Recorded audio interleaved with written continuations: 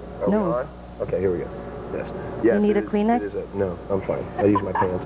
Yeah, it is a cocktail, and that's actually where we got the name from. And Joel, we were struggling to find a name, and Joel was at a bar and was reading a menu, and he's like, "Oh, Stone Sour, that's kind of cool." He wrote down this whole list of of drinks. You know, it's like, "What about this?" and "What about Ocean Green?" And I'm like, "No," but Stone Sour really stuck out to me, and I don't know why. And oddly enough, half of our demographic ended up being alcoholics, which was, you know, pretty cool. So there you have it. Is it a good tasting drink? No. Oh, it's horrible. It's disgusting. Orange juice and whiskey? Are you kidding me? Ugh. I can't say I'm a fan of whiskey. No, I'd rather staple bologna to my face than drink a Stone Sour. Let's put it that way. But it's a good band.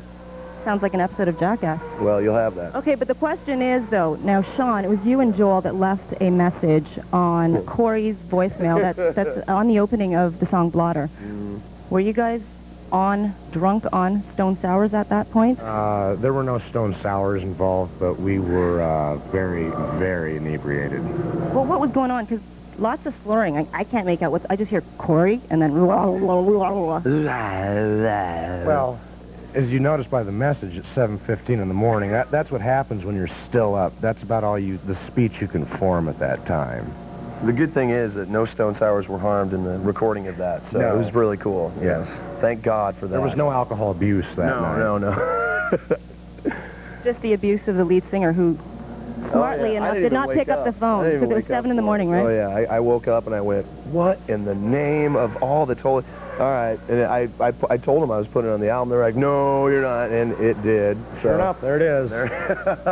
There it is, the Stone Sour moment. There it is. All right, we're going to chat more with Stone Sour right now. Let's check in with Brian. Now, Stone Sour is, of course, quite different from Slipknot, so how are Slipknot fans reacting to Stone Sour? They're loving it, man. I mean, you know, it's really cool because our fans have always been into different kinds of music, you know, and at first we really weren't sure how they were going to take it, but I mean, you can see it in their face. I mean, especially even if they don't have the album, they come to the show to just kind of, you know, be here with me and Jim, and by the end of the show, I mean, they're just like, oh, all right, yeah, I'm getting this album as soon as I get home. So it's really cool, man. I mean, it says something about, you know, the taste of music today. People want something good again, and it's just that easy.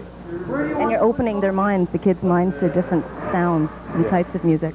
Yeah, I mean, totally. I mean, in this day and age, I mean, you can go through a young kid's CD collection and find, you know, Slayer right next to the new Eminem, you know, which is really cool. You know, I mean, people aren't subscribing to one genre anymore. They're, you know, opening their minds and branching out and really getting into different kinds of music. Right. Well, how do you feel about demasking for this band?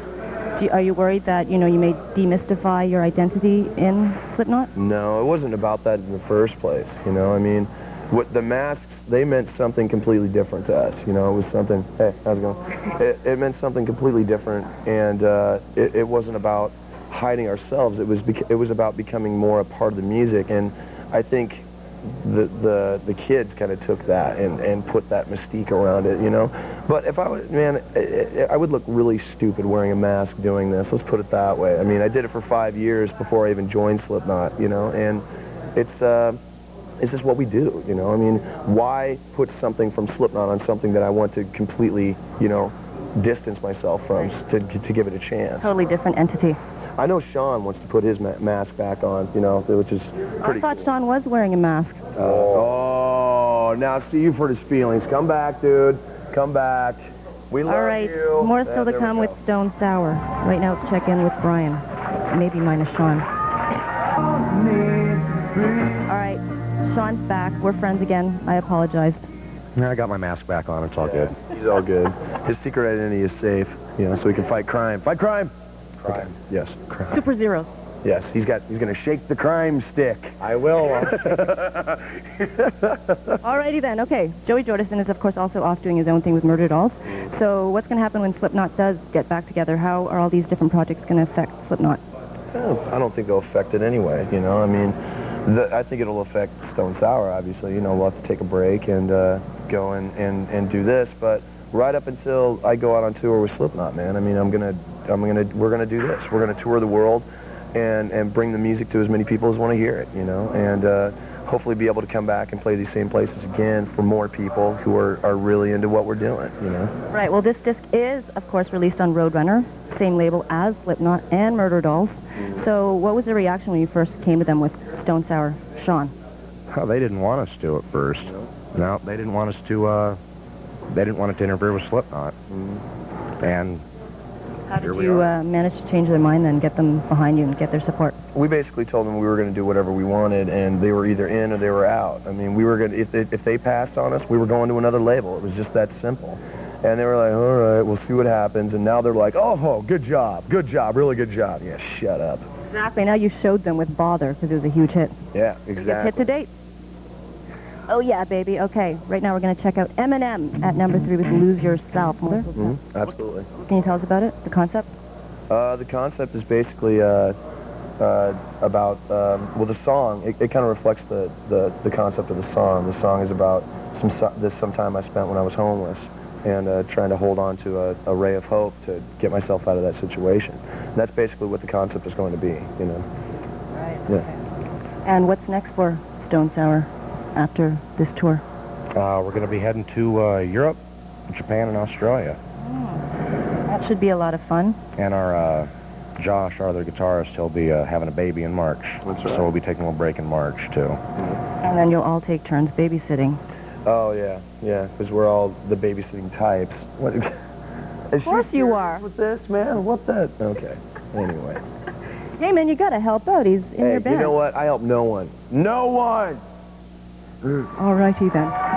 Okay, more still to come with Stone Sour right now. Taken superstar Sean Paul. He's shooting his new video right here in the T-Dot, so I'll be hanging out with him. Thank you, gentlemen from Stone Sour, for chilling with me today. Yeah, that was great. I hope that it was as exciting for you as it was for me. Well, we gotta get back to work. This is our lunch break, because we got a lot of sets to build up there. Get back on the clock. That's how we get such a good guarantee. Is we actually come in and actually do construction on the places that we play. So there you have it. You got to build that rocket, don't you? That you're going to be launching on stage tonight. I've got the schematics for it. Schematics. All right. Thanks, guys. Back over to Vancouver.